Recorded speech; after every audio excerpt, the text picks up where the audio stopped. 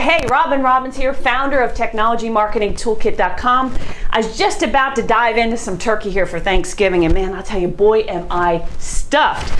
But I wanted to take a minute before the tryptophan haze sets in and shoot a quick video for you for this Thanksgiving holiday that many of us here in the U.S. are celebrating. Some of you overseas might not be, but happy Thanksgiving to you anyway. But I wanted to shoot a video with a really important lesson and something I think you're going to really like.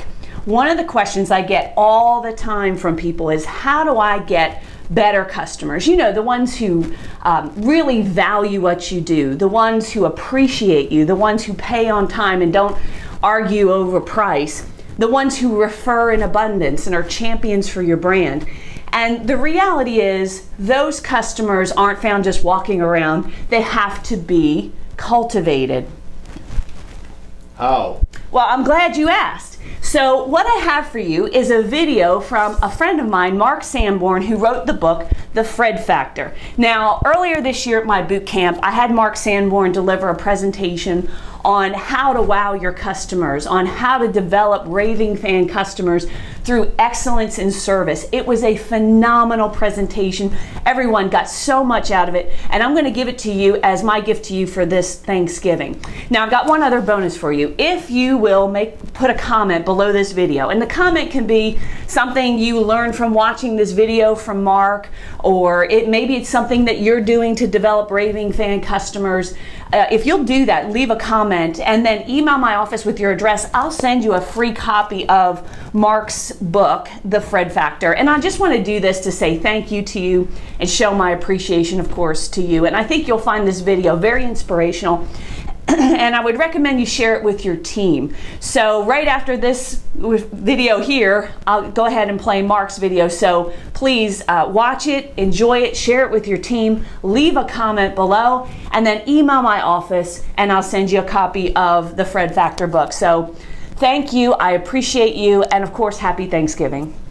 Now, one other thing I want to give you, your first piece of content. This is something that was actually taught to me by Mark Sanborn, the man you're about to see in just about 5 minutes. Come up here.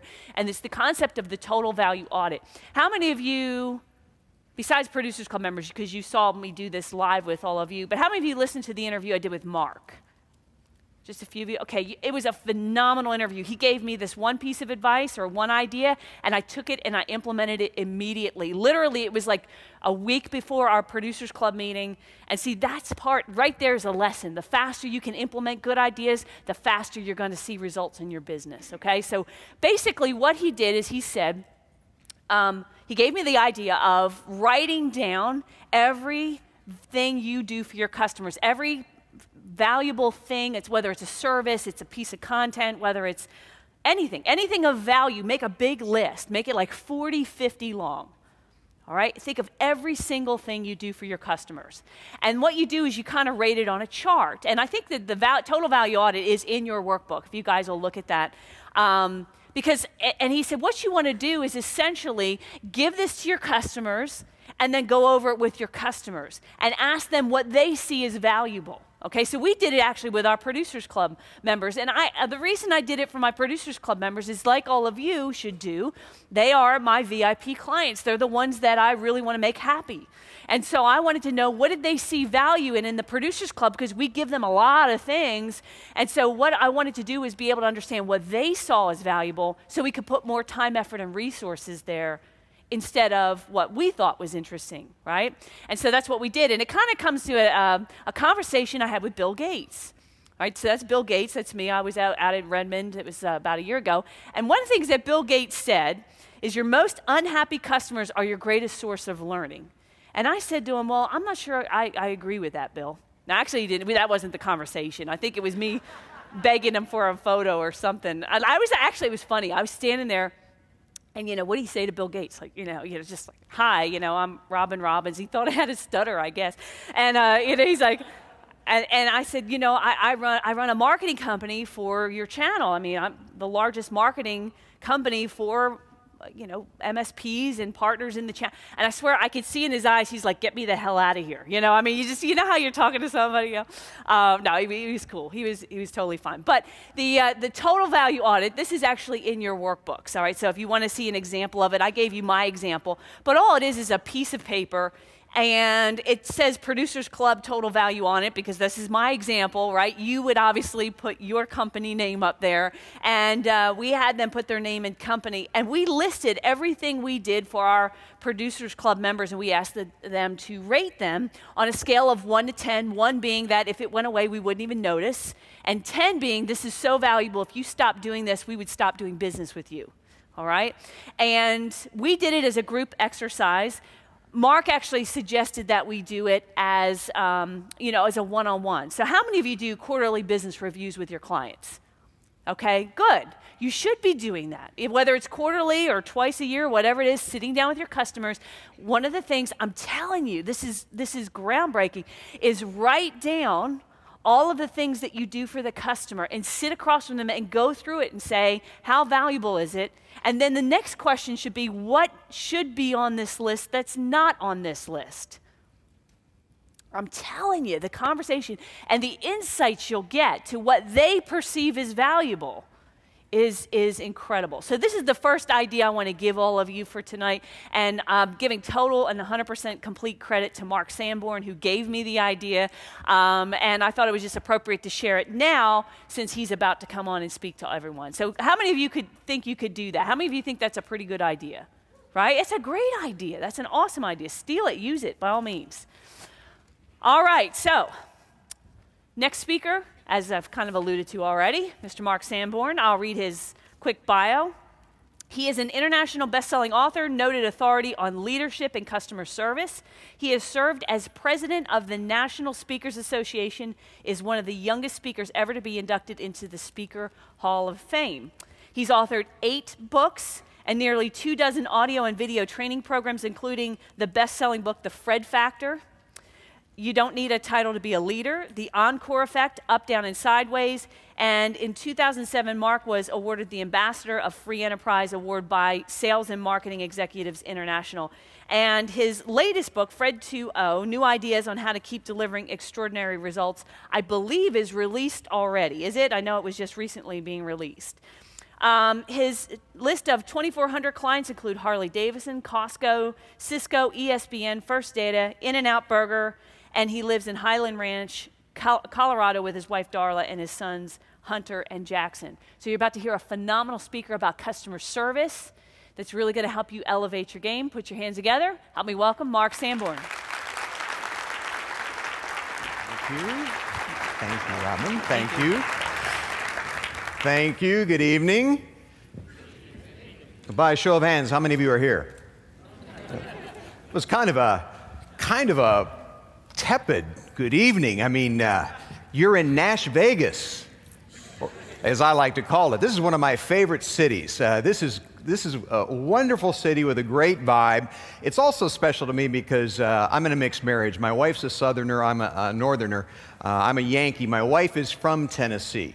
And being in a mixed marriage like that, I've learned to be bilingual. And so when I come to Nashville, I get to speak the local dialect. And if you haven't been here very long, one of the things you'll learn about people in the South is they say the same things we say in the North, but they make it sound so much nicer. Like in the South, they'll say, bless your little heart. In the North, we just say, you're a dumbass. It's the exact same thing. It just sounds so much better in the South. And one of my favorite phrases my wife uses, she said, now, I don't want to be ugly, but I will. See, they don't want to be ugly. In the North, we just save time and go right to ugly. We just get right down to it. It is wonderful to be here. I'm glad to be here because I missed the 5:30 elevator. Yeah, and boy, I mean, I was thinking, whew, I got to get here before Robin introduces me. I want to thank Robin for inviting me. What a great group, 500 of you. Whenever I see a group this big, I flash back to something I read in Newsweek magazine. By the way, everything I talk about is true. I make nothing up. I know you think speakers make stuff up to get a laugh, to make a point. I make nothing up because my life is weirder than my limited imagination. I could not make this stuff up if I tried. according to Newsweek magazine, fully 2% of Americans, 2% believe they have been abducted by aliens. There are 500 of you in the room. Do the math. At least 10 of you are alien abductees. Meet those people. Find out what IT is like on other planets. It's funny. There's like 3 people right now doing this. You've identified the aliens among you. I was speaking in Santa Monica some years ago. By the way, where are my homies from Denver? Anybody here from Denver? Both of us. Wow, safety in numbers. 3 or 4. I was in Santa Monica. I was speaking out there, and I had dinner at Ivy's, a wonderful restaurant near the beach, and got done with dinner, and my friend and I went our separate ways. I walked out to my rental car, and I'm approached by a panhandler. I don't know what the politically correct term is, street person panhandler. By the way, before I forget, Robin, I think you've got a title for a new book. Chocolate and Midgets. I don't know what the book would be about, but I guarantee you that book would sell. I want you to keep that in the back of your mind. But anyhow, I digress. I walk out to my car, and this street person approaches me. He says, "Hey, buddy, can you spare $100? I normally do not engage them. By the way, that is the first challenge of marketing, to break preoccupation. We live in an age where everybody is so preoccupied you can't get their attention. This guy got my attention. And I stopped and I talked to him. I said, you know, if you'd asked for $1, I'd have given it to you. I wouldn't even have thought about it. If you'd asked for $10, I might have given it to you because you had the chutzpah to ask. But $100, are you kidding me? Guy looks at me and says, look, buddy, either give me the money or don't. Just don't tell me how to run my business. And I'm thinking to myself, that's what I get hired to do. You know, I get hired to talk about how to lead better, how to provide better service, how to turn the ordinary into the extraordinary. I am curious, by a show of hands, how many of you have read The Fred Factor? Can I see a quick show of hands? Some of you. How about you don't need a title to be a leader? Oh, a lot of opportunity for market penetration here. By the way, you would not know this, but all the proceeds from my books go to benefit children. Mine. So Hunter and Jackson would like it a lot if you got all the books. Do not get them from the library. It will not help whatsoever. But I digress. I didn't even realize until I had written 5 books in the last 10 years that there's an underlying theme to all my books. And as Robin was kind enough to mention, Fred 2.0 just released a couple weeks ago. And tonight, I'm going to combine both the Fred Factor and Fred 2.0. So you're going to get double the value in half the amount of time. And in the next roughly 85 or so minutes that I have left, I'm going to share with you 8 big ideas, 8 principles. But I want to frame this up for you. I have been a voracious reader since I was a child. I credit my parents with instilling in me a love of reading and hence a love of learning. I don't care if you read on a Kindle, if you read on a computer, if you read old-fashioned pulp and ink books. Books and ideas can save us. It's about finding good ideas and implementing them. If I was going to simplify everything I know about business, it's about getting good ideas and implementing them. And it gets harder from there, but that's where it all begins. And because I am this, voracious reader, I believe that we should always define our terms. And it's important for you to know that the only thing better than knowing what another person thinks if they are successful, and if you're making notes tonight, this is something worth writing down. The only thing better than knowing what another person thinks is learning how that person thinks. The only thing better than knowing what another person thinks is learning how that person thinks. Because if they are successful and you learn how they think, you can surpass them with their own thought processing. I was a lead trainer many years ago on In Search of Excellence when Tom Peters and Bob Waterman had written the best-selling book. By the way, I'm not suggesting I've in any way usurped or surpassed their fame and acclaim. But I was fascinated with what I learned from Tom, but I was far more interested in how Tom thought about business. And that's what I think is the benefit of coming to this boot camp, is you are not just going to learn what to do, you're going to learn how to think so that you can figure out what to do after you've done what you learned to do here. You got to learn not just what people know, because that's only half the equation. You've got to learn how people think. And I'm going to say something that on the surface tonight is going to sound blasphemous. But marketing does not create a customer. In my vernacular, marketing creates an awareness and it leverages a need. Selling does not create a customer. My background is in professional selling, and I can tell you right now, selling does not create a customer. It creates a transaction. Service creates a customer. Because if I don't get what I think I paid for, I can break the service agreement, I can ask for my money back, I can take you to court. Customer comes from an old English word that literally means to become accustomed. You cannot become accustomed to any value delivery until you have done business with that man or woman or that organization. So the reason I like to frame this up is because this is a continuum. Marketing, selling, service, that's ultimately what creates the awareness that leads to the transaction that, if done right, creates a customer. And that's the name of the game. I'm a huge fan of Peter Drucker's. I was giddy to see Robin quoting Peter on the screen. He said, the primary purpose of a business is not profit. Profit follows. The primary purpose of a business is to create and maintain customers, because profitability without customers is an impossibility. So what I'm about tonight is helping you get past normal. Peggy Noonan is one of my favorite writers. If you want to learn how to write beautifully, even if you do not agree with her political views, read Peggy Noonan every Saturday in the Wall Street Journal. She has a column on the op-ed page. She is a beautiful writer. She was a speechwriter many, many years ago in the Reagan White House. But she was talking about the recent elections, that we had in Washington, D.C., also known as Disneyland East. I too make a living with words, and you might be interested to know, since I bring up the subject, that politics comes from two root words. Poly meaning many, and ticks meaning bloodsuckers. This is where we get the word politics from, and of course, I can say that because I'm not a member of any organized political party. I'm a Republican. That used to be a funny joke. It's lost a lot of its humor lately, but I digress. Peggy Noonan was talking about the elections, and she said one of the problems among many that the Republican candidate had is that this very wealthy fellow was trying to come off as a normal, average, ordinary person. And she said the reality is nobody runs for the highest elected office in the land because they're normal. You cannot be normal and aspire to the presidency of the United States to be the leader of the free world. And then she said this is a direct quote, and I love it. She said, normal is overrated. I think the problem we've got is we have acclimated to normal, which is synonymous with ordinary, which is synonymous with mediocre.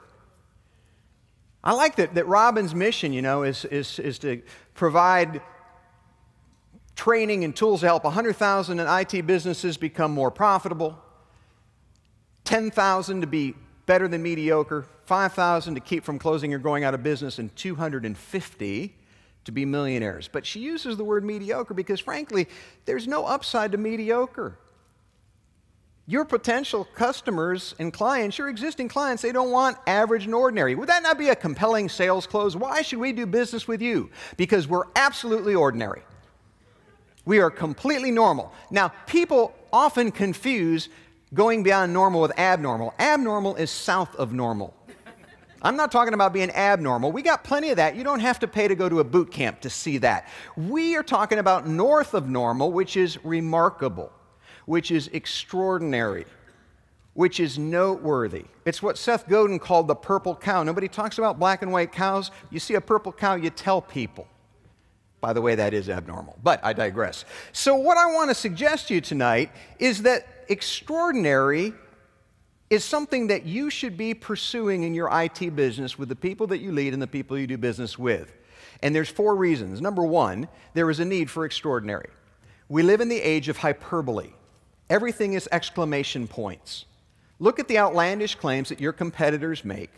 Look at the advertising that you see on TV or hear on the radio, and you will understand that there is no cachet, no upside to being average, ordinary, or normal.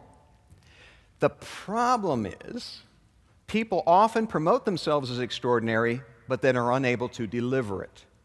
So it is not enough just to know there is a need for extraordinary. You also need to understand there is a desire that I think is genetic for all of us to be extraordinary.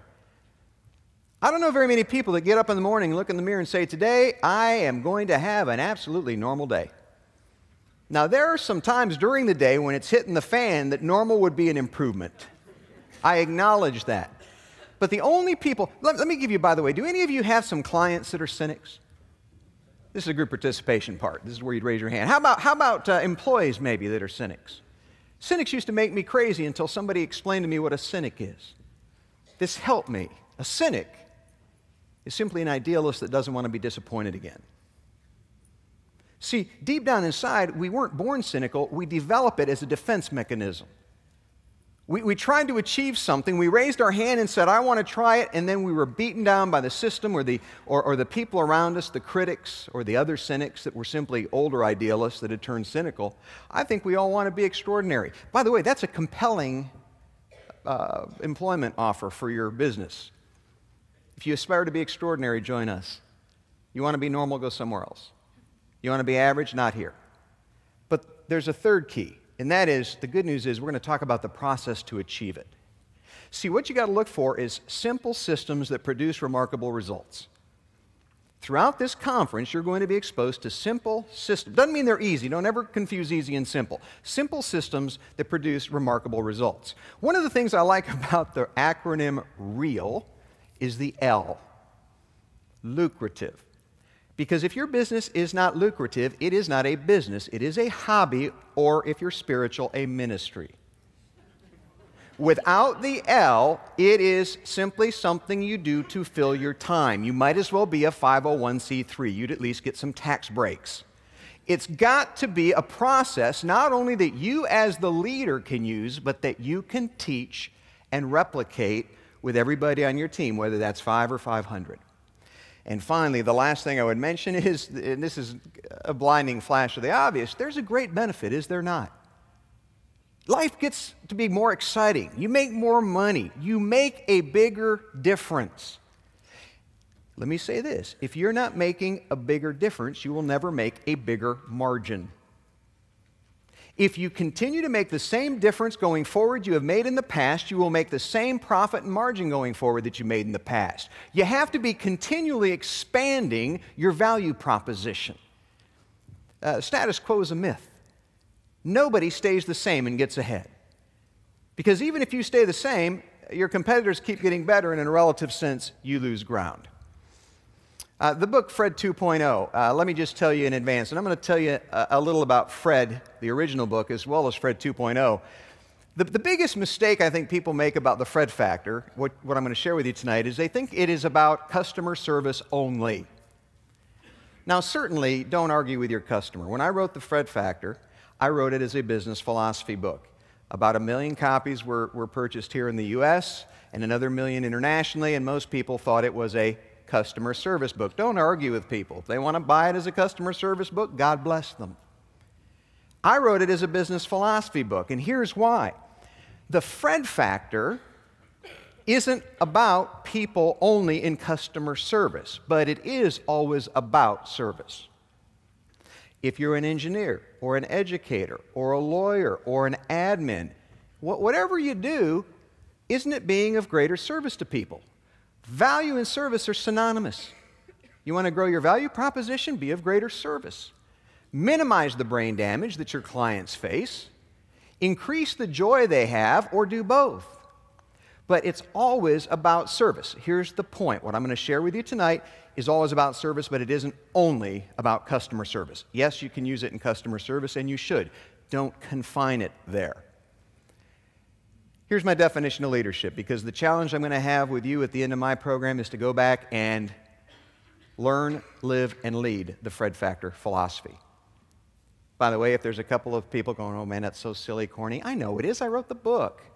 I don't care if you embrace the language. It's the spirit that I want you to embrace. Call it whatever you want. It's the principle and the process that will benefit you, whether you use the terminology that I use or not. Let me tell you where I got this definition, where I came up with the idea. Many years ago, I was asked to speak on a parenting conference. This was amusing because at the time my kids were 5 and 3. I mean, how much can you know about parenting at 5 and 3? I said to the audience, check back in 20 years, and you'll have a clue if I knew what I was talking about. Because the secret to speaking on a parenting conference with credibility is to make sure your kids are too young to have done jail time. And mine were. By the way, how many of you have at least 2 children? Can I see a show of hands? Oh, let me ask you this one. Would you agree with me that firstborns are God's way of tricking you into having another one? Yeah, I got a 12-year-old. My 15-year-old, this tall beanpole of a good-looking boy, and he's about 6'1", and he's kind of got a narrow bandwidth. He does well in school, and then there's his little brother, Jack. Jack, I predict, will either go to Congress or prison, probably both in that order. That would be my guess. He is a great kid, but this is a kid who said to his mother and I in 7th grade, there is no reason for me to pursue formal education past the 7th grade. After all, the great entrepreneurs of history were self-taught, and I do not plan to work for other people. Which qualifies him for Congress, having never had a real job, but I digress. So I'm on this program with a guy named Erwin McManus, and Erwin McManus and I were talking on this parenting conference, and listen to what Erwin says about kids. This is what's really cool. Truth is transferable. What's true at work is true at home. Don't buy into this myth that, the world of work and the world of personal life and professional life are 2 different things. The only thing that changes is the application. The principle never changes. And Erwin says, most of us as parents are so worried about our kids being good, not getting into trouble, not breaking the rules, not having scrapes with the law. Most of us are so worried about our kids being good, we usually forget to invite them to be great. And I thought, this isn't just parenting, this is life. You don't want to just say, show up, do what you're told, be good. Leadership is an invitation to greatness we extend to others. And that's how you attract the best people. That's how you keep the best people. And that's how you get the best customers. Put this one down if you're taking notes tonight. You will know if you are the best in your business when you have the best clients in your market space. If there's some really good clients that are doing business with somebody else, you've still got room to grow. I learned that from a meat broker in Montana who actually, I met him in Montana. He's a meat broker in Los Angeles. I said, who are your clients? And he read through the list, and it sounded like, the Food Channel, famous chefs. And he said, I learned a long time ago I could not claim to be the best broker if I did not have the best restaurants buying meat from me. Isn't that a powerful idea? So often we aim for revenue. We get mediocre clients that are hard to service instead of aiming for great clients who, by the way, if you agree, raise your hand. Great clients are usually easier to service than mediocre clients. Isn't that an odd thing? Isn't that kind of counterintuitive? But it's true. So leadership is an invitation to greatness we extend to others. So what's the story? I'm going to tell you the story tonight, and then I'm going to overlap it with a new book. Here's the story. I moved to Denver, Colorado back in 1987. In 1988, I bought my first home. Bought an old 1928 bungalow, about 950 square feet. At the time, I was single and living alone. I did not get married until I was 37. I jumped right over my first wife, went to my second wife, and saved a house. So I did not get married till I was older. And by the way, if you're older and never been married, is that not the stupidest question? Did you get asked that? How come you're 30, never been married? How come you're 35, never been married? Let me give you tonight, Robin, at no additional cost, let me give you a way to respond to those people. People say, hey, Sanborn, how come you're 35 and never been married? I said, I'm just not ready to make that 2 to 3 year commitment. and I got married, and my wife said, don't tell that joke, so I don't. However, little financial planning advice. When I got married, I put everything in my wife's name. That way, if she divorces me, I get half of it back. She hates that joke, too. My wife's great. I overmarried. I'll be the first guy to tell you. I married the most intelligent, beautiful woman. I'm the president of the Guys Who Overmarried Club. But she's a good sport, and I like to tell stories about her. Like, people say, well, where do you hide your wife's Christmas presents? In the oven. I mean, never finds them there. Every once in a while, I tell a joke just for me. But so I move into my new house. Oops. I move into my new house. I've lived there about 2 days. There's a knock on the front door. I open the front door. Standing there's a relatively short fellow. He's about 5'4", weighs about 115 pounds. He's wearing a blue-gray uniform, carrying a bag, and he has an Errol Flynn mustache. He says, "Good morning, Mr. Sanborn. My name is Fred. I am your postman. I just stopped by to say welcome to the neighborhood, introduce myself, and find out a little bit about you and what you do for a living." I've been receiving mail all of my adult life. I can't ever recall getting a personal introduction to my postal carrier, but I thought it was a nice touch. I said, "Fred, thanks for stopping by." I said, "I am a professional speaker. I do not have a real job." Fred said, "Well, that's important for me to know. If you're a speaker, you must travel a lot." Now, back in '88, I was doing about 220 days a year on the road. And I told him that. He said, "Great. If I can just get your calendar so that I know when you're in town, I'll hold your mail for you. I'll bundle it. I'll only deliver it on the days that you're here to receive it." Now, I'd never had a choice a la carte mail service before either. I said, "Fred, that's really not necessary. I got a pretty big box right here on the side of the house. Just leave it in the box." He said, "Well, sir, let me point out," he said, "burglars watch for mail in the box. I mean, if your box is full of mail, they know you're out of town, you might be robbed." He said, "Here's what I'd recommend instead." He said, "I'll be glad to put mail in your box as long as the lid closes. That way nobody will know that you're gone. Any mail that doesn't fit in your box, I will put in between the screen door and the front door. Nobody can see it there. And if that area should become too full, I will simply hold the rest of your mail for you until you come back into town." Now, Fred is more worried about my mail than I am. By the way, in the new book, I define a professional using Fred. This is in the new book. Let me define a professional. A professional is someone who worries more about the solutions to your problems their service provides than you are. A professional is more worried about the solution to your problems their service provides than you are. I was telling my friend Michael about an hour and a half ago, we had a cup of coffee, that this time of year we do our income taxes, and I've used the same accountant for longer than I've been married to my wife. And he's not the most expensive accountant in Denver, but he's a long way from the least expensive. And every year when we get the tax bill, Darla, being a responsible household manager and a spouse, says, "Should we look for another accountant? It's pretty high." And I always say, I will never look for another accountant until Rick either retires, dies, or does something heinous, because I implicitly trust him. I am what is called the no-brainer client. A no-brainer client so completely trusts you that they don't think about switching because you don't give them a reason to. That frees up brain space to think about other stuff that they don't have that kind of professional commitment from a provider. And Fred is a postal professional. See, a professional healthcare provider, more worried about your health than you are. Professional educator, more worried about your kid learning than you are. Isn't it nice when you have people in your life that will take on that responsibility so you don't have to worry about it? So I say to Fred, "Okay, Fred, let's try your system." I promptly leave town. As I'm coming back 2 weeks later, as I'm unlocking my front door, which is, my porch is half the size of this riser, maybe. As I'm unlocking my front door, I notice my doormat is missing. I look around on the front porch. I see my doormat is in the corner, but it's covering something. Here's what had happened.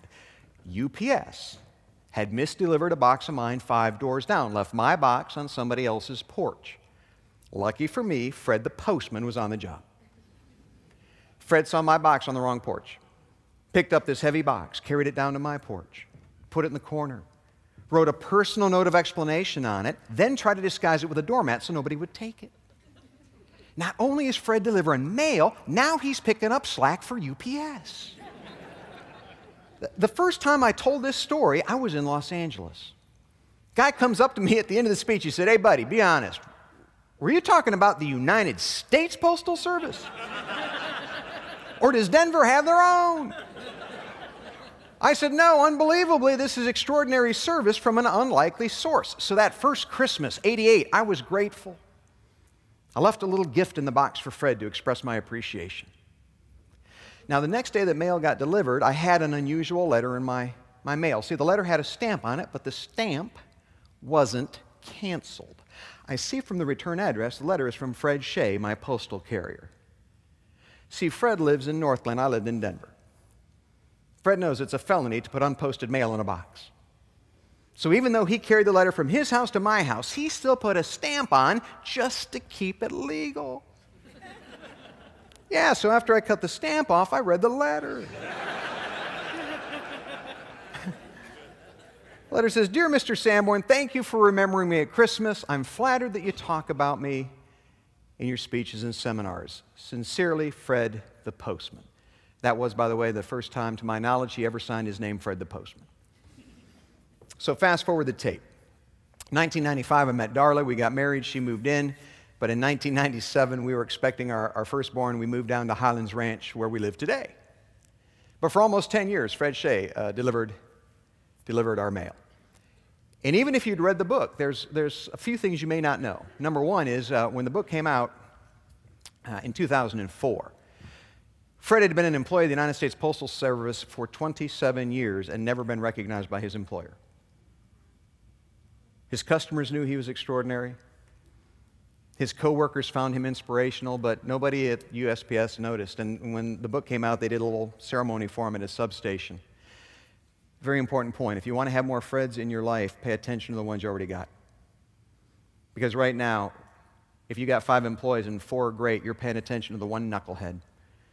And you're devoting so much attention to the knucklehead, the other 4 wonder why you don't notice the good work that they do. And Peter Drucker, by the way, Robin, goes back to what Peter Drucker said, we starve our opportunities and feed our problems.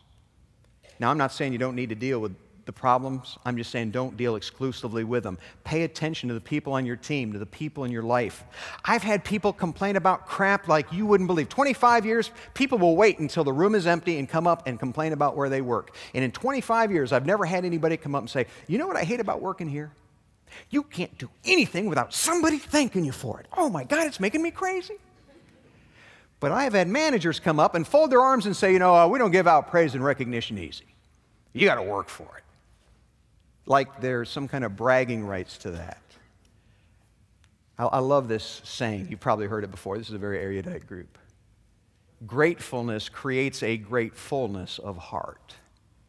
Gratefulness creates a great fullness of heart. It'd be worth your money if you could spend the rest of the evening figuring out ways to express appropriate appreciation of the people who you lead and the people who you do business with. And for bonus, the people you live with.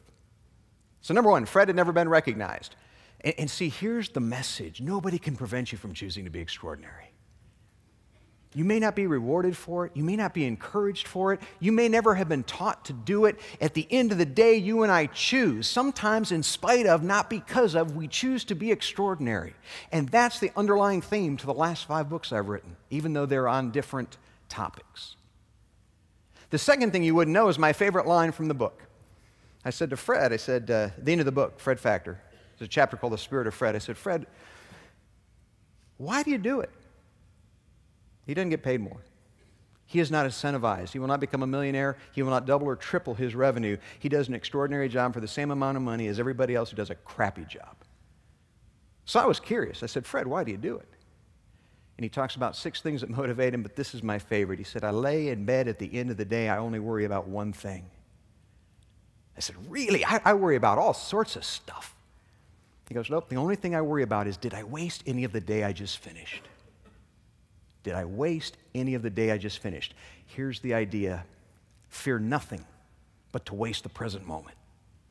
Because if you take care of the moments become your life. You take care of the business, the moments become your business. And yes, I believe in strategic planning. And yes, I believe in goal setting. But the most powerful tool you and I've got is to be fully immersed and engaged in the moment and not daydreaming and checking our PDAs and looking around the room and wondering what there is to eat later. If you're daydreaming right now, God bless you. I don't care if you daydream, but choose to do it. Don't do it accidentally. And if you're paying attention, don't let me trick you. Choose to pay attention. See, what I've noticed about great people, without exception, is they live with intentionality. You do not become extraordinary accidentally. You do not get beyond normal by coincidence. It is an intentional effort, and I know I am preaching to the converted, ladies and gentlemen, or you would not be sitting among the 500 in this room tonight. But this is a message to take back and share with your team and with your clients. Nobody can prevent you from choosing to be extraordinary. And what that means is if you want to live an extraordinary life, fear nothing but to waste the present moment. So what do you think Fred looks like? I'll tell you what he looks like. This is Fred Shea in 2004 when both he and I had a lot more hair. Fred Shea's still delivering the mail. Fred Shea has 2 granddaughters. He has 2 sons. He has 2 granddaughters. He loves his grandbabies like no grandfather you've ever met. He loves his family like no husband or no father you ever met. He is the real deal. And if he was here, he would not want to be on stage, but one-on-one, he would be the warmest, most personal person you've ever met. And so I wrote this book called The Fred Factor. And I talked about 4 principles. And I'm not going to talk about the 4 principles tonight. You can go to fredfactor.com and you can download the story of Fred and the principles if you'd like. But I'm just going to mention the 4 principles very quickly. Number 1, everybody makes a difference. Not everybody can make a difference. Everybody does make a difference. And I'm going to come back to this in a minute. Everybody makes a difference. Number 2, it's all built on relationship. What differentiates you from your competitors is not just the quality of your IT services. You know what really bothers me? There's some people in the room tonight who are highly talented and they're having their lunch eaten by people who suck but are much better at sales and marketing. And you're cheating the customers in your marketplace if you have better service and better products and better delivery, but you don't sell them well. You've just cheated the customer or the client because they've gone and they've spent money on an inferior source. So you've got to learn to be competent and clever. See, too many people think if we're just really competent, that's all it takes. No, you've got to be competent and clever. And the way that you become clever is you build better relationships with your clients than your competition. The third key is you can add value to everything you do. And I'm going to give you tonight 2 or 3 ways that you can add value to your value proposition without spending money to do it. And finally, the 4th principle is you get to reinvent yourself every day. We wake up every day. It sounds like Elmer Fudd. We wake up every day, tabula rasa, blank slate. We get to try it all over. That was the premise of the Fred Factor. So the question then is, so what in heaven's name is the Fred Factor exactly? I'll give you the definition. It is the ability to continually create new value for those you live and work with. Operative words, new value, through passion, creativity, and commitment. Nobody in the room tonight is unable to bring passion, creativity, and commitment to their work, to their business, unless they refuse to. You're not limited in any way. That is the Fred Factor. It is a philosophy. And I think the reason it's been well received, if you ask me, is because Fred is not Bill Gates. See, Bill Gates, if he did this, you'd say, well, yeah, he's got more money than anybody else. Of course he can do this. Fred puts mail in a box. Day after day, you could say, let's just be honest, and Fred would not disagree. It could be the most redundant, boring, dead-end job in the world, but Fred makes it artistry. So, you and I have no excuse. My kids, the one thing I hate when my kids say, I'm bored. I say, you should never, ever, ever be bored. Bored is something you do to yourself. Nobody does it to you. G.K. Chesterton, one of my favorite philosophers, said, the world will never lack for wonders, only wonder. The world will never lack for wonders, only wonder. In other words, the world is full of miracles, but if you get bored, it's because you stop looking at them. You stop looking for them. You stop embracing them. And that's what the Fred Factor is. It's the ability to continually create new value. So I wrote Fred 2.0 because 2 questions kept getting asked to me. When I was in airports, when I meet people at events, they'd say, number 1, whatever happened to Fred? And I gave you a quick update. Talk about a lot more, some really interesting stuff about Fred's family of origin shared with his permission. I talk about that in the book. The second thing people said is, how do we keep it going? We've read the book, we love the book, but we're a little burnt out, we need some new ideas. So I wrote Fred 2.0. It is not a revision or an update, it is an entirely new book because I wanted to go deeper. And tonight, that's what I'm going to focus on, the deeper, the graduate level course, not the entry level course. I also wrote the book because the subtitle says new ideas on how to keep delivering extraordinary results. I hate when I read a book and don't get new ideas. If I read a second book and don't get new ideas, I should have stopped at the first book. So I wanted to give people new ideas, and I've been developing ideas and gathering ideas from my clients for years. Finally, I wanted to give people a way to make it sustainable. One of the big myths in business is that it's about a success. See, almost anybody can be successful for a spell. Sustainable success is the ultimate test of business leadership. Up until 2008, by the way, my formal education, as you would have expected, is in economics. I have a degree in economics. I'm an economist by training. If you do not have a good definition for an economist is somebody who really, really likes numbers but just didn't have the personality to become an accountant. Most people think that's pretty funny unless they're an accountant. My own definition of an economist is simply an economist is an accountant who drinks. But that is unique to me because I believe anything tequila doesn't kill deserves to live. Well, I wrote Fred 2.0 because as an economist, I can tell you that up until 2008, we had experienced the longest protracted growth in the American economy in history. Now, I'm a farm boy, so I have a few colloquialisms I learned on the farm. Here's one of them.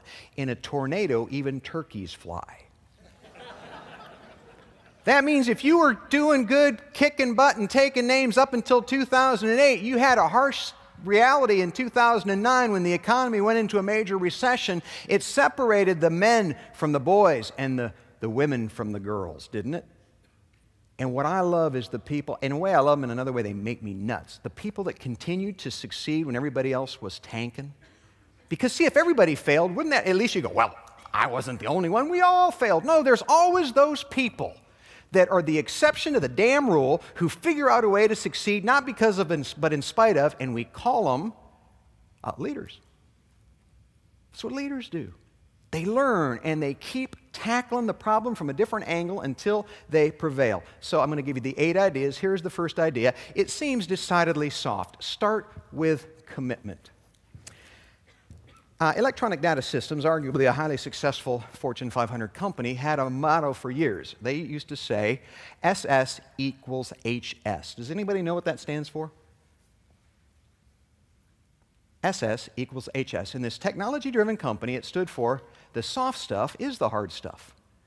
The stuff that you cannot quantify, the stuff that you can't box and do regression analysis on, that is the hardest both to teach and to remember. And so they acknowledged that as smart as they were, they had to continually be teaching the soft skills, skills like commitment. And here's the first idea about commitment. The why anybody does business with you is always a who. I don't care what brands or software you represent, what service contracts you provide, the why is always a who. So I'm sitting next to a guy on an airplane in Denver, and we have a delay. It's a mechanical. By the way, how many of you flew here on United? Oh, yeah, I've got like, sometimes wicked thoughts go through my mind. I've got 3 million miles on United, you know, and United just went through that big merger with Continental. Do you know what their new motto is? At United Airlines, we're not happy till you're not happy. Man, and they got it, don't they? So I'm sitting next to this guy, we have a delay, it's mechanical, the flight is canceled, they say, sit there and they'll get another plane, and eventually we go to another gate and we got another plane, and as we're sitting there, the guy next to me, a nice fellow, says, well, you know, you can't blame him, it was a mechanical. I said, are you kidding me? So that's why they got mechanics. Mechanics are supposed to inspect parts to make sure they don't break, and they're supposed to have parts so when the parts do break that they couldn't predict, they can replace the part quickly and get the plane back in service. I said, I don't want to be overly harsh, but it was a people problem. It's always a people problem. So I did this blog once about United Airlines. It got like 260,000 impressions. It's funny, I try to write these brilliant business blogs, and I do this one crazy rant, and I get better exposure than anything I've ever written. And this guy, the comment section, the guy says, hey, quit being a whiner and shut up. You know, after all, you got there alive, and that's all that really matters. Is that true? See, if it was, that would be the motto of the airlines. Fly United, at least you won't die. You may feel like you died, but you won't literally pass from this earth. See, that's what I mean by the why is always a who. We go to this, for the folks from Denver, we used to go to On the Border. Do you know On the Border? You got to be careful. It's kind of spotty regional, owned by, I think, Brinkers. On the Border, Tex-Mex. And when our kids were little, on Monday night, they had the most amazing value proposition. On Monday night, kids eat free and tequila. Wow. So, you know, we would always go, and one night Darla says, you know, I'm not feeling so hot. Just get me something to go. And we go without Mom, the boys and I, and our wait person that night, her name is Alicia, which is Spanish for Alicia. And so she's really charming and nice, and When we order, I said, my wife's not feeling well, and so we're going to order her food to go. If you would try to time it to come out at the end of our meal, I'd be grateful. And at the end of the meal, Alicia brings out a plastic bag with 2 styrofoam boxes in it, and on one of the boxes in red ink, she'd written, "Hope you're feeling better, smiley face, Alicia." And when I got home, my wife said, "So who's Alicia?" And I explained, and of course, you know, my wife was copacetic then, and the next time we went back, we said, "Is Alicia working?" And they said, "Well, she is." And we said, "May we sit in her section?" And then, I don't know, a month later, we went back and we said, "Is Alicia working?" And they said, "Well, she is, but her section's full." And we said, "Well, wait. I don't know the manager. I've seen him. I don't know his name. The food's okay. It's not the best food, but you know what differentiated that product, that experience, was Alicia. The why you return or the why you leave, the why you tell others good stories or the why you tell others bad stories is always a who." I said earlier, everybody makes a difference. The only question is what kind. I met a manager once. At the end of the day, he'd go around to all his employees and say, you know, "What kind of difference did you make today?" Or he'd say, "Did you make a difference today?" And he was telling me this. And I said, "You know, that's a great question, but I got a better question for you. Don't ask them, 'Did you make a difference today?' Just ask them what kind." Because they either enriched the experience for the client or they diminished it. They either built somebody up or they tore somebody down. Neutrality is a myth. And I've got only 90 minutes tonight, so let me just tell you this real quickly. Neutrality is always interpreted as indifference. If I meet you and you don't give me any attention or the time of day, I'd rather you argue with me, because if you argue with me, at least I know I got your dang gone attention. Indifference is what we think neutral people are. The people that go, you know, I may not be doing a great job, but I'm keeping my nose clean, I'm doing what you tell me, I'm neutral. There is no neutral. Everybody makes a difference. The only question is what kind, which means the first job of leadership is to prove significance to others. I gave you the definition, so here's your job description. Go home and show people how what they do makes a difference to you, to their coworkers, to their clients, to their families, to their communities. I think what leaders do is they uncover meaning. I do not think leaders need to create meaning. I think meaning is inherent. It needs to be uncovered. It needs to be discovered. It does not need to be created. And so you help people see how their actions every day, like how an Alicia makes a difference and how an indifferent flight attendant also makes a difference, but neither is neutral. One is good and one is bad. The first job of leadership is to prove significance to others. Number 2, work with passion. Passion is one of the most misunderstood words in business today. Let me tell you, I'm probably not the poster boy for passion. And I'll tell you why. Because I think that not only is passion misunderstood, I think it's overutilized. Passion without process is like a gallon of gas without a car. If you are passionate and you do not have a system, you will be nothing more than a fanatic. It is only when you have a system to fuel with passion that you become an artist. Now, if you have a system but no passion, you're a copy, you're a clone. See the difference? When you have a system but no passion, you're a clone. When you have passion and no system, you're a fanatic. When you have passion and a process, you are an artist. You are an IT business artist because passion fuels your work. And people say to me all the time, they say, you know, how do I discover my passion? I'm going to give you 2 big chunks of ideas about passion tonight you can use. And the first is begin with some questions. And the first question is, what would you do for free? Some of you may be saying, well, based on my income and P&L, what I'm doing right now, I'm pretty much doing for free. But that's not by design, that's by accident, and it's going to change after you pay attention here. The next question is, what riles you up? What irritates you? I think the world is changed as much by people who are pissed off as by people who are proud. If you got something that really bugs you, make it a mission to put a dent in it. Instead of complaining about it. The world is full of complainers. What we need are people who can do something about it. The next question is, what interests you? What topics? You know, right now, I mean, IT, there are plenty of topics of interest, but certainly, and part of this conference is going to be social media. That's what I would call an ancillary topic driven by technology, but will have direct bearing on you and I going forward. And finally, who interests you? That's that best customer I talked about. Let me put it this way. Write this one down. Who is your sweet spot client?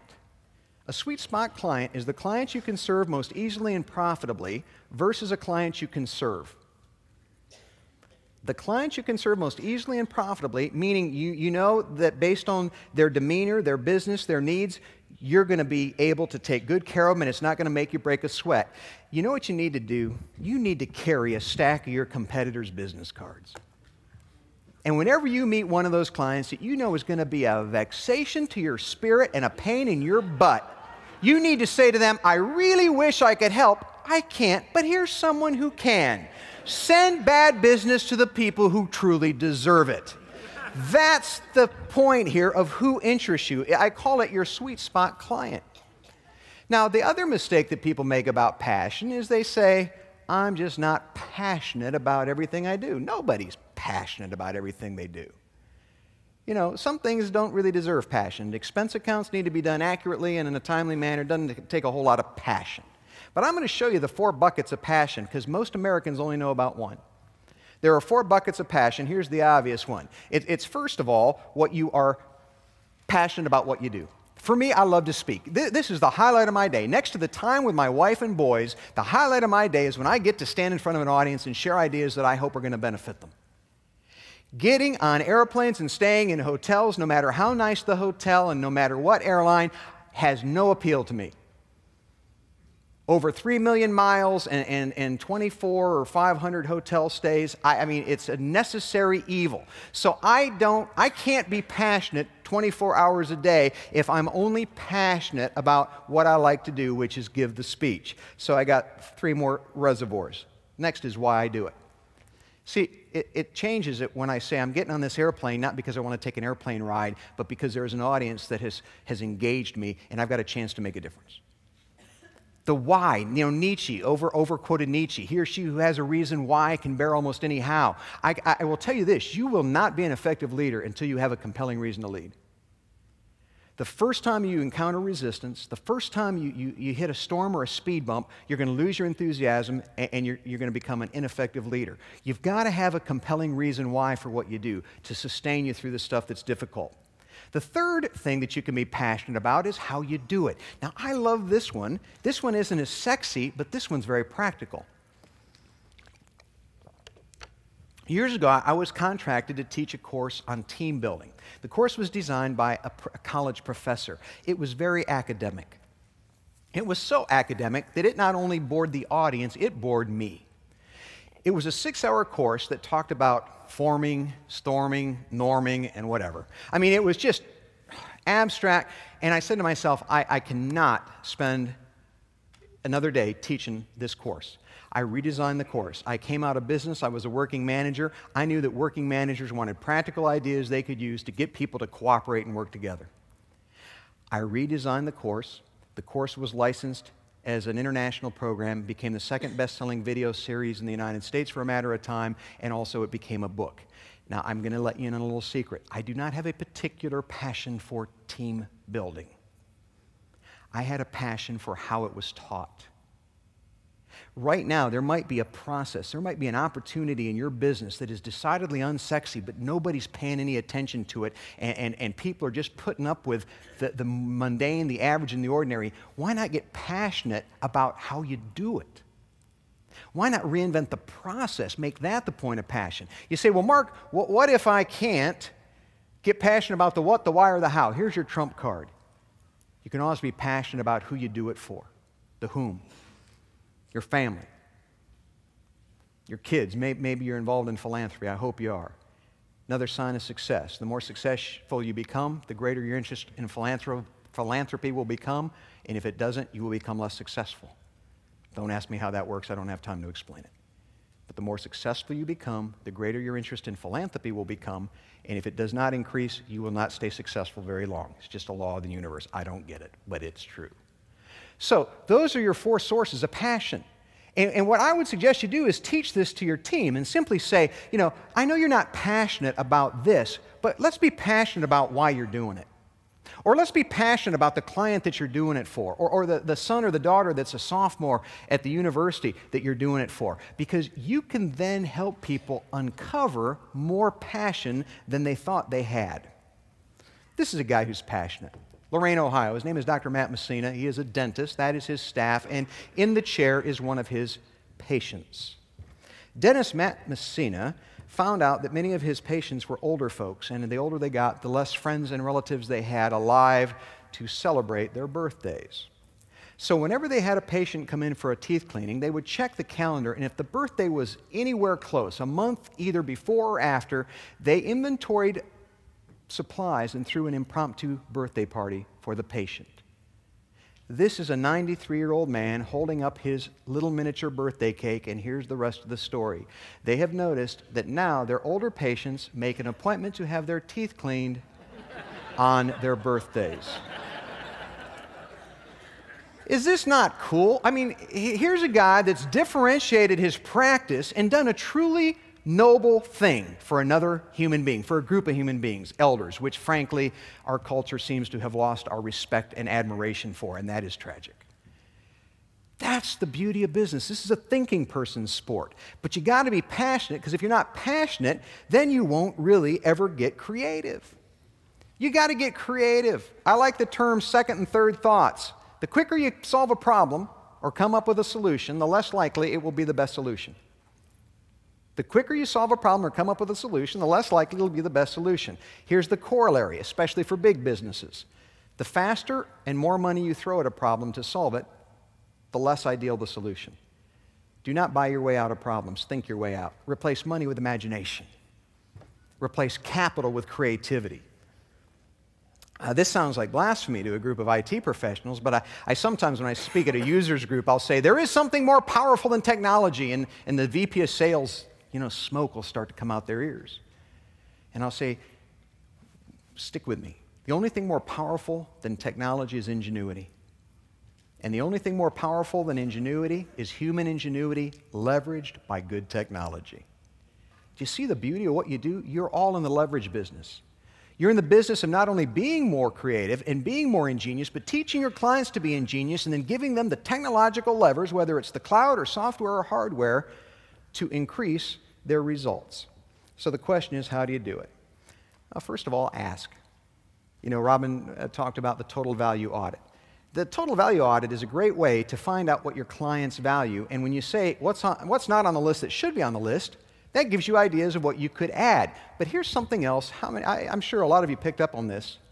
You know what the other benefit of the total value audit is? You're reminding the client of what you're doing for them that they don't even know about. Because anything you do for the client they don't know about isn't value. This sounds really stupid, but like 25 years ago, I rented a car. Back about the time the remote trunk release came into play. Now you can do it with your key. Now you can, do it with telepathy. But back then, you had to open the glove box and press the button. Well, I didn't know this, and I rented a car, and I brought it back 5 days later. And when I pulled up to return my car, the attendant opens the glove compartment, pushes the button, and the trunk pops open. And I was like, wow. Here's what I learned. It doesn't do any good to have a feature if you don't know it's there.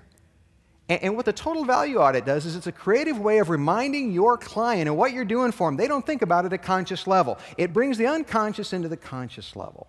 So number one, if you want to get more creative, ask your customer, ask your team members, and then share what you learn. Share the ideas. See, that's the problem is right now you got people on your team that are doing something really cool and they're not telling anybody.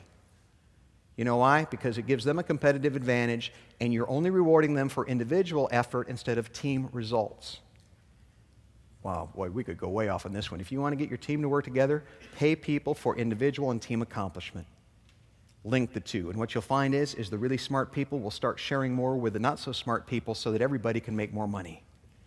Most organizations reward only individual accomplishment.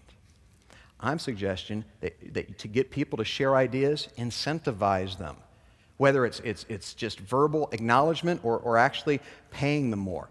Then brainstorm with your team. Once a quarter, have a value creation seminar where you get everybody in the room at your staff meeting and you say, for 15 minutes, we're going to brainstorm all the different ways we could add value to our products or services. I did a session like this for an Acura dealer, number one Acura dealer in Colorado. We spent 2 hours, and we came out with a list of about 20 things they could do. Nothing on that list cost more than $10. but 20 things they could do to add value to their sales and service, and they're already the #1 dealer in the state. So you want to brainstorm ideas and then finally convert it. Oh, I love this one. Convert it to WWTLL. This will pay for your trip. Did you ever say to one of your team members, I want you to have a better attitude? You ever say, who said that? Come on, be honest. No, not us. No, we got really cool team members. They're great. Yeah, you ever said, I want you to have a better attitude? How about I want you to work harder? All right, here's the million-dollar question. Better attitude or work harder? What would that look like? If you tell me to have a better attitude, you have told me nothing more than you're dissatisfied with me. But when you convert it to what? Oh, you're sneaking up on me. Frighten me. But it's when you can help me identify the behaviors. You convert concept to concrete behavior. Now you've got a tool you can use. So when you say to people, for instance, I want you to add value to your work, always answer the question, what would that look like? I won't mention the name of the company, a pizza delivery company. I said, you want to own your market share? They said, of course we do. What do we do? I said, you buy a bag of lollipops or candy. They say, what do we do with it? I say, you send it out with every driver. Because every driver that delivers a pizza, if there is a child in the house, when mom or dad goes to get the pizza and pay for it, the kid comes along. Do they not? I mean, it's just because with your kid, you got nothing else to do. Oh, somebody's bringing some pizza, let's go. I mean, they walk up to the door, and I said, if you say to the parent, may I give your child a piece of candy or a lollipop, get the parent's permission first. When you give them that piece of candy, that household will never order pizza from anybody else again. Because that kid will demand, will throw a fit, will hyperventilate and hold their breath until they turn blue if you do not buy pizza from the candy man. McDonald's pioneered this, you know, and it's just an idea that has not been embraced by necessarily all that many service providers. So whenever you ask anybody to do anything on your team, whether it's creative or simply a job expectation, identify what would that look like. Number 4, I said everybody makes a difference. There is something more powerful than making a difference. You know what it is? Making a signature difference. What is your signature difference in your business? If you cannot differentiate your business, you can only charge what the least expensive provider in your marketplace charges. And I'm going to talk about today the attributes of a signature difference. And as Robin said, you're going to get these slides. So what I'd like you to do, probably should have mentioned this about an hour ago, Don't take notes. Take notes is writing down the funny lines and the jokes. Make notes. Making notes is when you write down what you're going to do with the idea. Taking notes is capture. Making notes is implementation. It's where you think of a name, you think of a time, you think of a thing you need to do to implement that idea. And so when it comes to the attributes of a signature difference, here's how you can tell, both for your business and you individually, if it's a signature difference. Number 1, it is strategic. In other words, it's got to be a difference that matters to you and to the client. Number 2, it needs to be valued. Different that is not valued is called strange. I mean, you could say, you know what, we're going to send out everybody with a boa constrictor around their neck. We're going to buy boa constrictors for everybody. We're going to be the reptile IT pros. And when they go out in your office, you're going to wear you know what? That would be really different. But it would be odd. It would not work. It would be not only not valued, they'd be hated. People would run screaming from the building. It also needs to be personal. There's a guy I know, he's a great encourager. His name is Fred Stork. He lives in St. Louis. Now, would you not agree that encouragement is a simple way to make a positive difference? You with me? Here's what Fred does. Here's what makes it personal. He's a gardener. He raises roses. He's a competitive rose raiser. I don't know obviously, I'm not a big rose guy. And so if he encourages you, you get an award-winning rose, a card with a rose. If you're sad, he sends you a rose to lift your spirits. See, the deal is, Fred offers encouragement, but he makes it personal. He's got this imprint. And when he makes it personal, it then becomes profitable for him at a psychological level, for you at a professional level. Wait, I've never tried to back up before. Wow, look at that. It does back up. All right, so let me give you this signature difference. This one This one is called, well, I'm not going to tell you what it's called. I'm going to tell you this story first. Oak Brook, Illinois. It's like Christmas time, 2001. I'm speaking last gig of the year, trying to get last-minute presents. And I play Frogger. There's like this interstate, but I make it across. And I go to Oak Brook Mall. And the store I need to go to is like way inside the mall. And I start, the first store I walk in, because it's cold out, is Nordstrom. Now, I know Nordstrom's had its problems. Nordstrom's doing pretty well now, but, you know, arguably one of the greatest retailers in American business history. And I walk into Nordstrom, and since it's Christmas time, in the middle of the store, there is a tuxedoed pianist playing Christmas music. And I don't want to buy anything from Nordstrom, so I keep going. The next store I go to, I start to notice something. The third store I go to, I notice something. By the time I get to the fourth store, there is something painfully clear. What did I notice about the other 3 or 4 stores? No piano player. I didn't notice the merchandise because the merchandise was the same, the racks, the displays, the lighting, everything else was the same. What I noticed was no piano player. Here's the idea. It is called the piano effect. The piano effect says, what is it about your business that is so different and valued that if a client or prospect goes elsewhere, they will notice its conspicuous absence and return to you? That will make you money. The problem is most people do not have a piano effect. What they've got is a long list of Me Too's. We do what everybody else does. We do it a little faster, a little bit better. That doesn't mean anything until you can say, this is a substantive difference that will be so memorable. And by the way, you don't have to tell them this. It's just that when they start to shop around, they'll return you and go, you know what, I talked to 6 other vendors. They don't do it. Only you do it. Here's your homework. In limited time tonight, I want you to, when you go back at the end of the evening, when the program is over, go back to your room, and I want you to start noodling on what is our piano effect. And if you don't have one, maybe this would be a good time to start to develop it.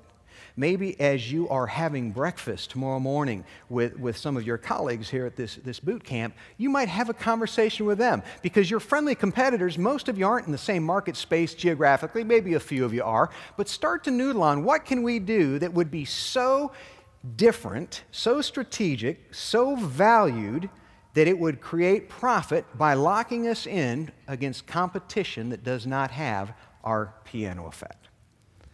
All right, here's the 5th idea. I said I was going to give you 8 ideas. We're on number 5.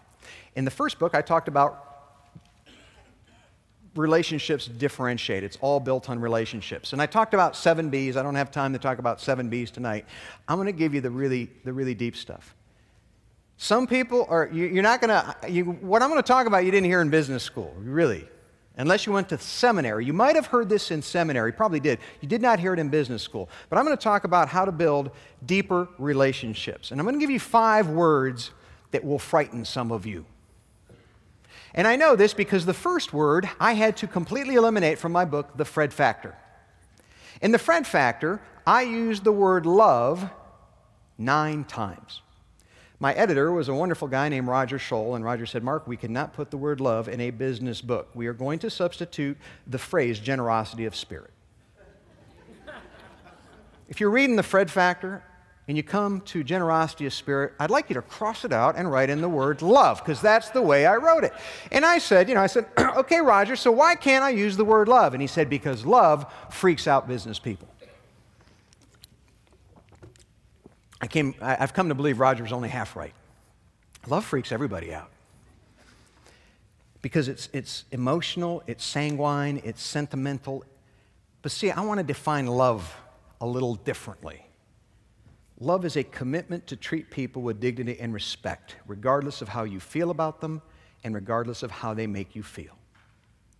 If you cannot love your client, do not take their money. Just say, you know what, I'm sorry. Figure out how you can gracefully excuse yourself. But what happens is when people say, I just loathe the phrase, it's not personal, it's business. There's only one thing I can think of more personal than giving you my money and time.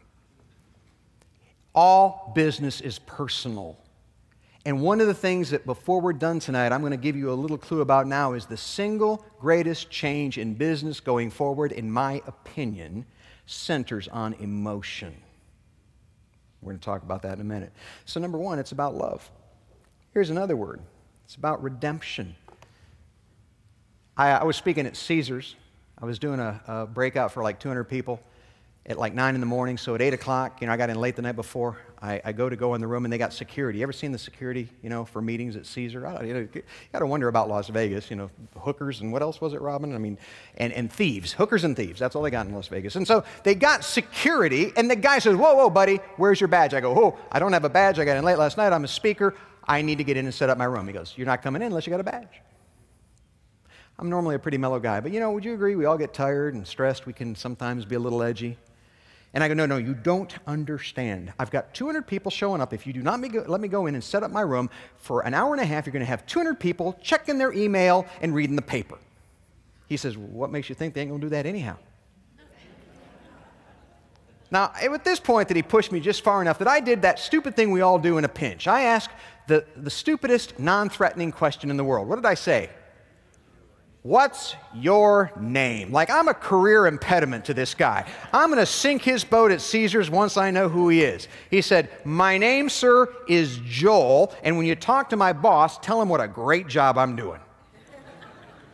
At this point, I realize I ain't getting in. I rush back down the hall. I find the place. I get my name tag. I rush back. I show it to Joel. I go in. I set up my room. And in I don't know, I had 10 or 15 minutes before the program started. I did the best thing I did that day, which was not give the program. It was to walk back out and apologize to Joel for being a jerk. And I said, you know what, Joel? I shook his hand. I said, you're right, sir. You're hired to do security. Security you're doing. I'm the problem, not you. And I just wanted to say thanks for doing a good job. And I had a flash of redemption. Redemption is when you take what was bad and choose to try to make it good. It's when you take what could have been evil and you try to make it positive.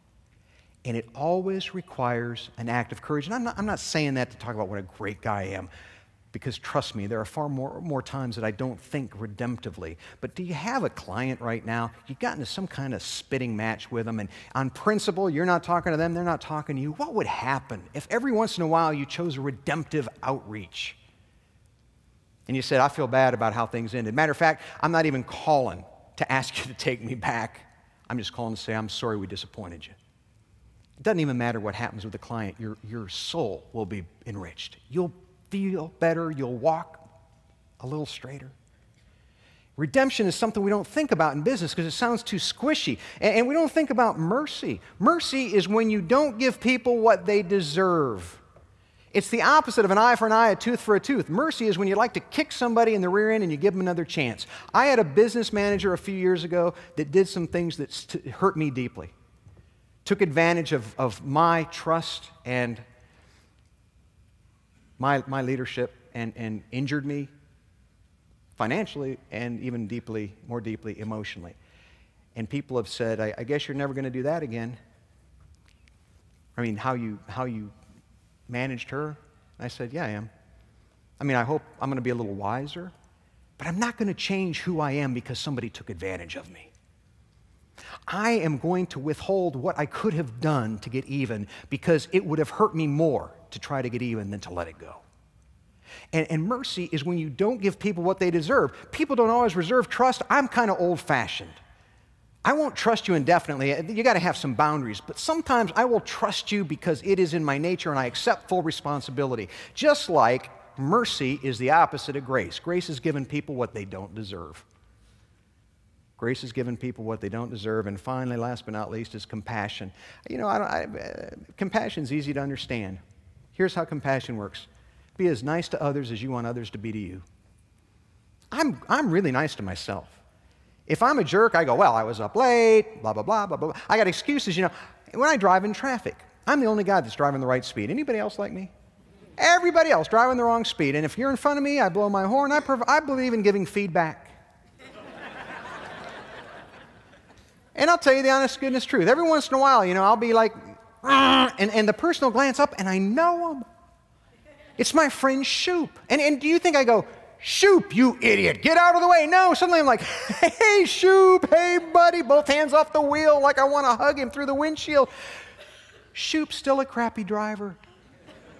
What changed was me, because I extended compassion to a friend. What would happen if we extended the same compassion to a stranger? Might we convert more strangers to be friends? I was on a program with Tim Tebow almost a year ago.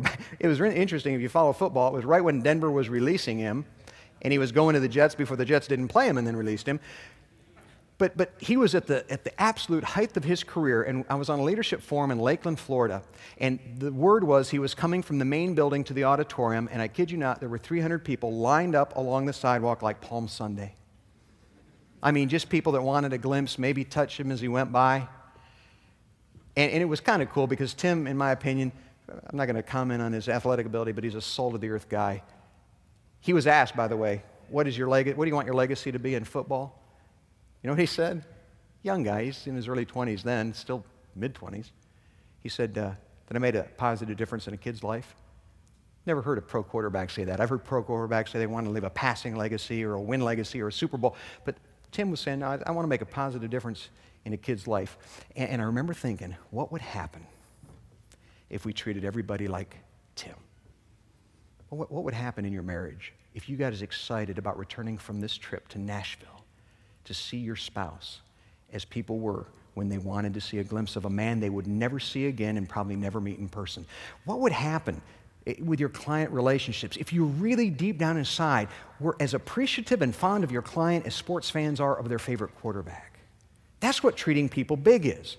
And it's a choice. It's not a response. If you wait for people to treat you big, you may never treat them big. You don't control how they treat you. You control only how you treat them. Now, this is the warning, of course. Courteous isn't enough if you're not competent. I'm not saying replace competent with nice. You know, at the end of the day, I want my doctor to be a competent physician. I don't want to have a nice physician that misdiagnoses me. But the key is, why should anyone have to choose between courteous and competent? And here's the good news. This is from the great philosopher Jimmy Buffett, who said, it doesn't take any more time to be a nice person than it does to be a jerk. Would you agree? Yeah. Some people seem to think they get to go home early if they're harsh and abrupt and abrasive. It's not going to make you work extra hours. It's not about doing a different job. It's doing the job you do differently. It's just about being nice. It is hard to be unpleasant to nice people. Treat people big. And number 6, oh, I love this one. I love this one. It's one of my personal favorites. Jennifer Griffith is the president of Commerce National Bank in Columbus, Ohio. Jennifer hired me to speak to her clients. I did. She's a fan of the Fred Factor. She told me a story that's in Fred 2.0. It begins this chapter called Elevate the Experience. She has to drive 2 hours to Cincinnati to visit a grumpy client. So she leaves in her Audi, and about 20 minutes outside of town, she has a flat. Not only does she have a flat, but her cell phone is down to one little bar of juice. You are technology professionals. How can that be? At the most inopportune times in life, why is it we're almost always out of charge?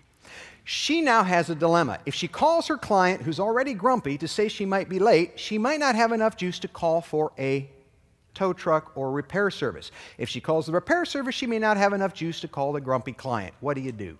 She calls Kevin King. You say, who is Kevin King? He's the general manager of Buyers Import. That's where she bought her Audi. She said, Kevin, I am stuck alongside the road with a flat tire and a grumpy client in Cincinnati. I need help. He said, tell me your mile marker. I'll be right there. 20 minutes later, he shows up.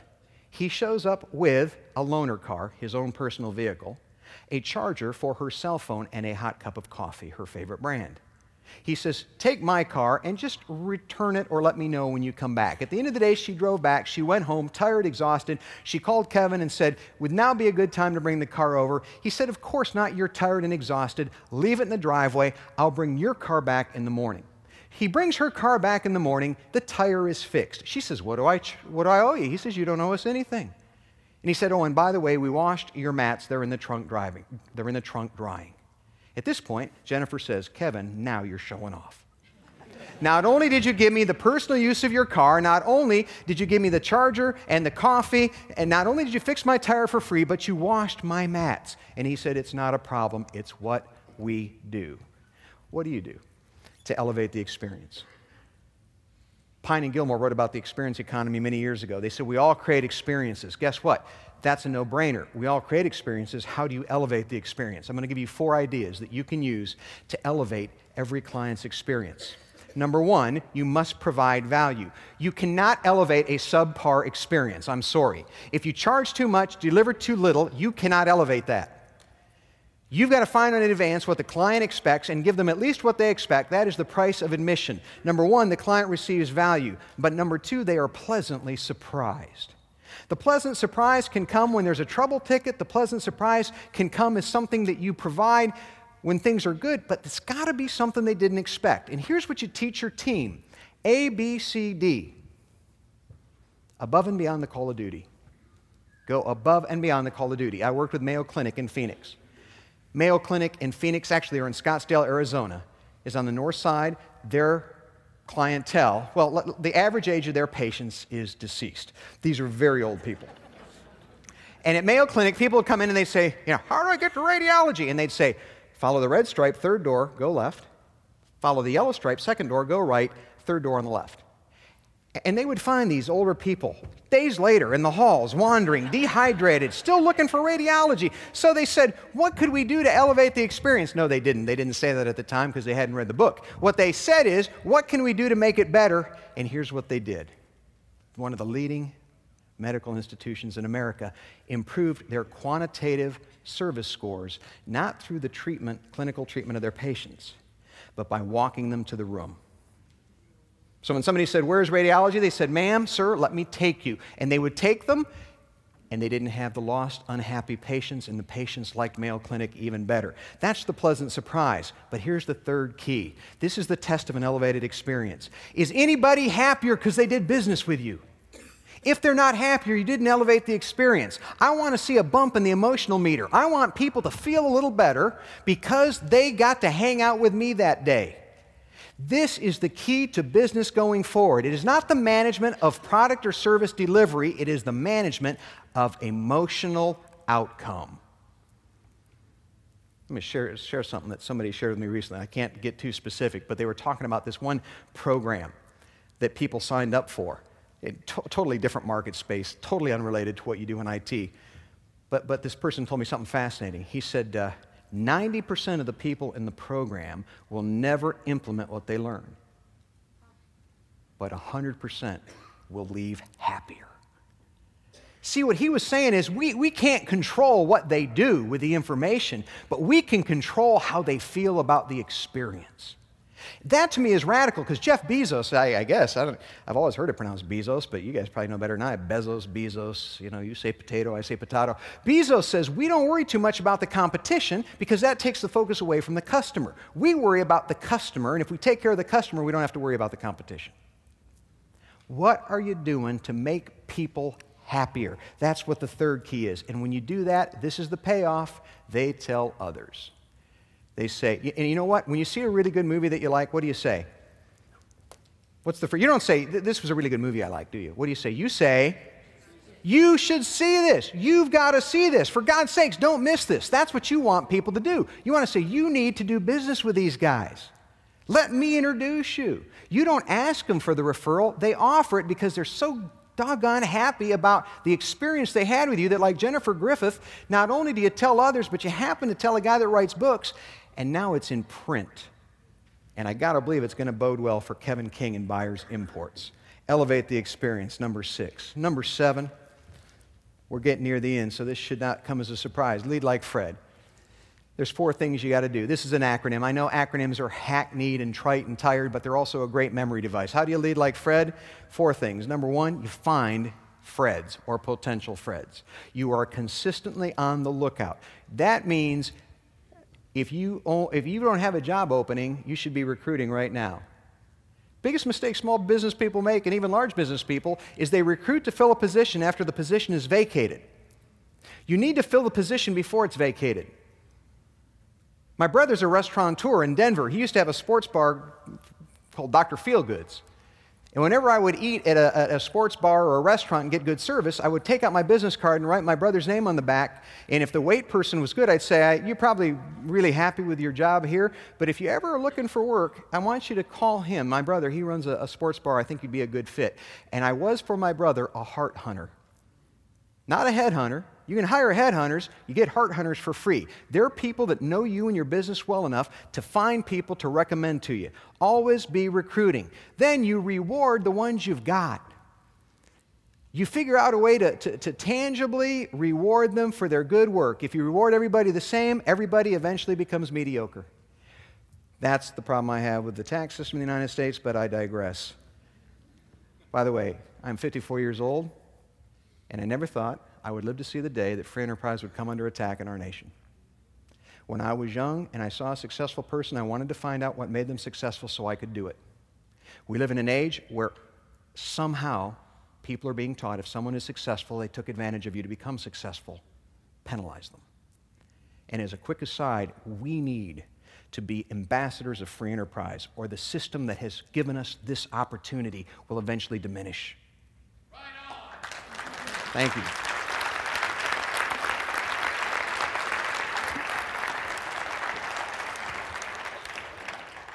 Thank you. Well, E is educate. Expectation without education equals frustration. That is, if you expect people to do these things, you don't teach them how to do it, you'll just frustrate them. You've got to show them how. What would that look like? Expectation without education equals frustration. But the last one, and you already know it's a D because it's an acronym, the last one's the most important one of all. It wouldn't work to put it first because it would mess up the acronym, but this is singularly the most important thing you do to create Freds in your organization, and that is you demonstrate it. You don't go back and you don't demand it. You show people what it looks like. It's like Albert Schweitzer once said, do something remarkable, maybe you'll get lucky and someone will copy you. Do something remarkable, demonstrate it, because when you do that, then you end up with a team of Freds. What is the opposite of a Fred? People say to me, I work with somebody that is the antithesis of all this. What do we call him? You call him DERF. That's Fred spelled backwards.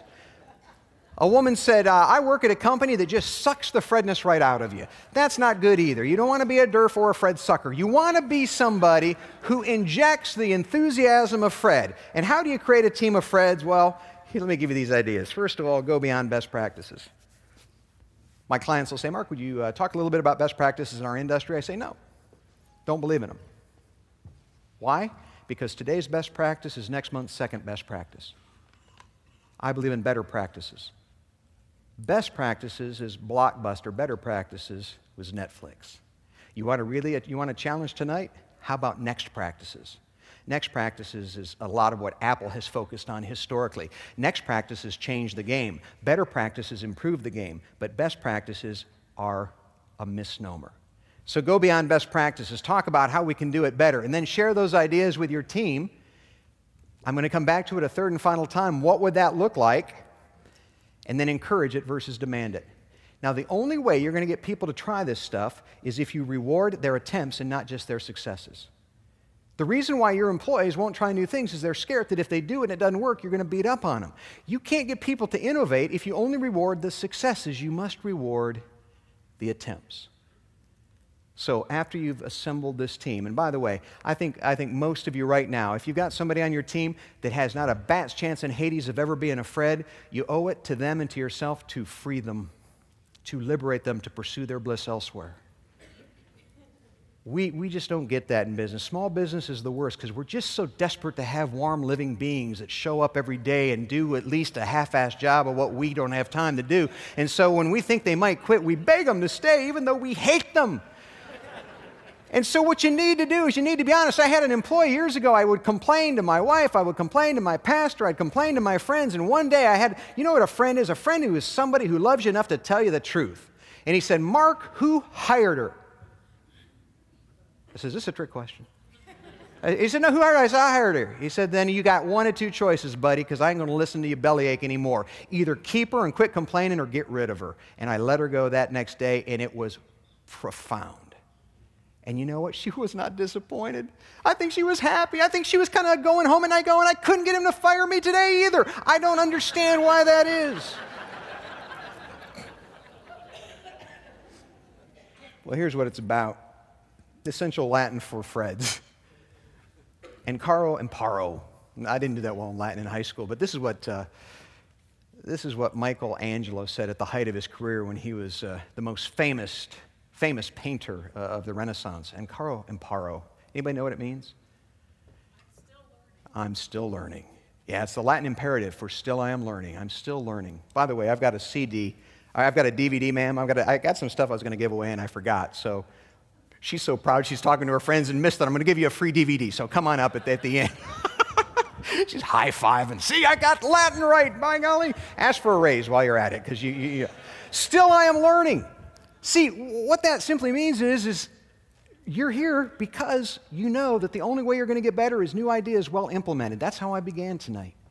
You got to find new ideas and you got to go back and implement them. I'm going to give you a free app. I'm not selling you anything. If you want the handout for this presentation and an app that you can use to access all the ideas that I publish daily, just text 96362 and put Fred Factor, no space, in the message. Fred Factor, no space. And you'll download both the handout and the app, your choice to install the app or not.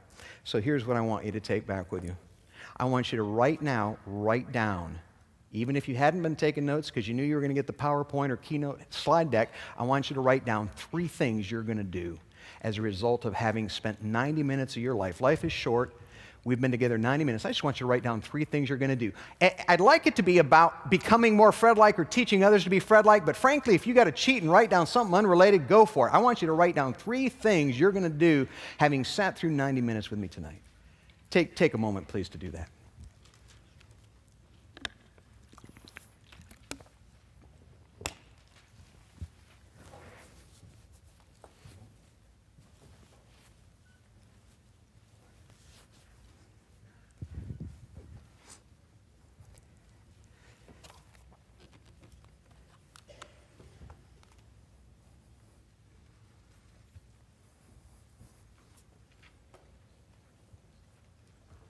Robin and I, when we were talking before the event, I said, I love about groups like this. This isn't a group where you got sent. Somebody said you got to go. You're here because you want to be. You're here because you're wired like Robin and like I and like everybody else in the room. You're looking to learn. You're looking to change and transform your business or life. I'm going to ask 3 or 4 of you very quickly, because my time is limited, to share one thing you're going to do as a result of having been here. Firsthand, I got something for you too. Come up later. Yes, sir. Fred. It's Fred. Thank you, Jesus. It's Fred. What are you going to do, Fred? Going to buy a copy of my book for all my employees. He is not a plant, so help me God, I did not ask him to say that. Thank you very much. What else? Who else has got something they're going to do? Yes, in the back, sir. Practice Fred. Practice Fred. You're just going to embrace the philosophy all the way in the back. Sit with my employees and take calls the way I want them to take them. There you go. Don't just tell them how to take calls, model it, show them. Yes, sir. Be more like Fred. How about this corner, just to prove these people weren't all plants? Anybody? Yes. Brainstorm with your team. Yeah, you got it. I'll take one more. Share more appreciation to the people who take care of me. Show more appreciation to the people who take care of you. Those are all fine ideas. I just want to end with one final idea tonight, one final thought for you. Man, it's been fun being with you. Sometimes you think you give a good speech, the audience didn't appreciate. Sometimes the audience loves you and you might not have done your best job. But what I love is when the energy of the audience is so cool that I feel better at the end of the speech than when I started. And I thank you for that. And I don't say that in any way to patronize you. So I think you'll appreciate this. They asked Lindsay Owen Jones, who was for a while the president, he is retired now, of L'Oreal, the president and CEO of L'Oreal, at the time the world's largest and fastest growing cosmetics company. Forbes magazine interviewed him, and they said at the end of the interview, after they discussed shareholder price and value and business strategy, they said, OJ, which is what his employees like to call him, why is L'Oreal successful?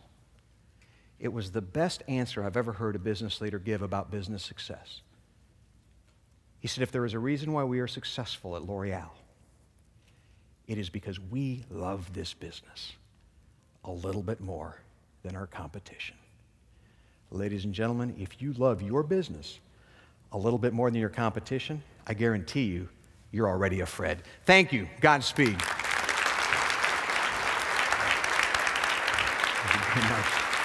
Thank you. Thank you.